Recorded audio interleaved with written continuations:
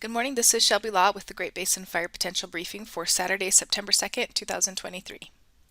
The main fire potential impacts for the next couple of days include a lot of precipitation across the geographic area. Today the focus will be over Utah and eastern Nevada with some showers into western Nevada and up into western Idaho. Tomorrow, most of the geographic area will see showers and thunderstorms, and then Monday we'll start to see some drying move into the south, the southern portions of the Great Basin with concentrated showers and thunderstorms across the north. Yesterday was a pretty active day for certain areas, especially southern Nevada, southern Utah, where we saw some very heavy precipitation totals, over 2 inches of rain in this darker green. Northeast Nevada, northwest Nevada also saw some precip up into south central Idaho. Northern Utah, the precip was on the lighter side.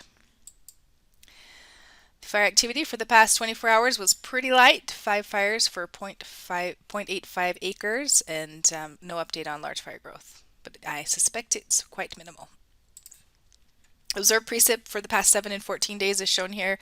We can see over the past week, this doesn't include precip from yesterday, but we can see over the past week we've had some dryness out there, especially over Nevada and portions of Utah compared to the previous 7 days where we had all that tropical moisture move up into the basin. So it has been kind of dry, but we're getting the precip back in this weekend. Here's our current fire danger ratings, the ERC percentiles. This is as of yesterday afternoon. We're still seeing most of our stations below the 50th percentile. Some of them had been on an upward trend with some of the drier, warmer air, but that's going to all reverse, has started to reverse, and will continue over the next couple of days with cooler and wetter air moving in. This morning's satellite imagery shows that low pressure over Northern California, bringing that significant moisture to the Great Basin.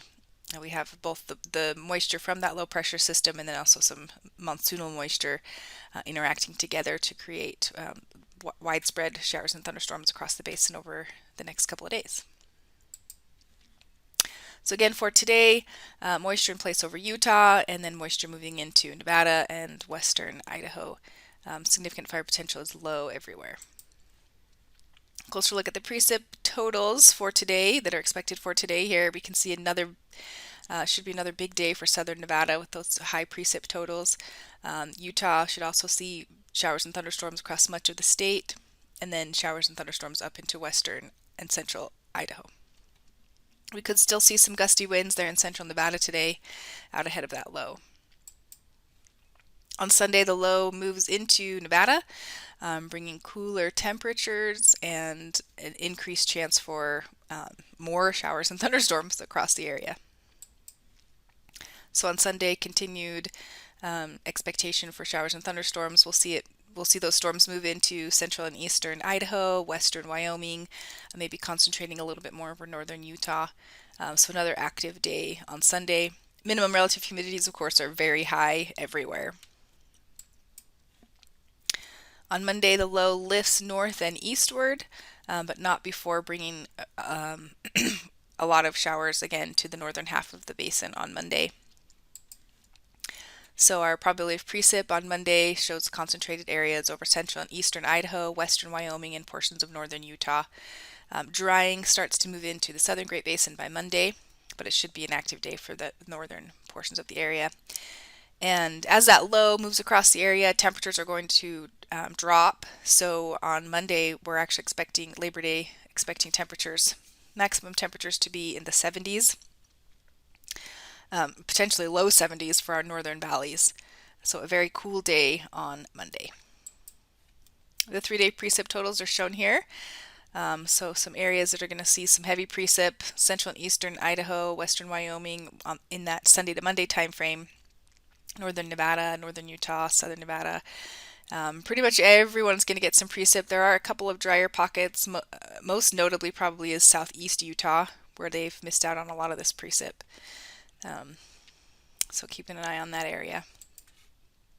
And then as we head into the middle of next week, or first part of middle of next week on Tuesday, drier air will overtake the Great Basin. Temperatures will gradually warm to seasonal normals next week. Highs in the low to mid 80s. Wednesday, Thursday, again, we just see the ridge starting to build back into the south central U.S., keeping conditions warming and dry across the Great Basin. And that takes us into Friday with that ridge still in place over the south central U.S., again for warming and drying area-wide.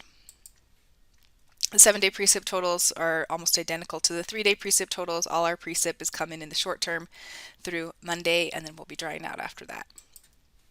The extended forecast for September 9th through the 15th keeps the bullseye of heat still over the south central U.S., but we'll see some of that heat spreading into the southern and southeast portions of the Great Basin with a below normal trend for precipitation, so a drier pattern moving into the Great Basin as we head into the middle of September.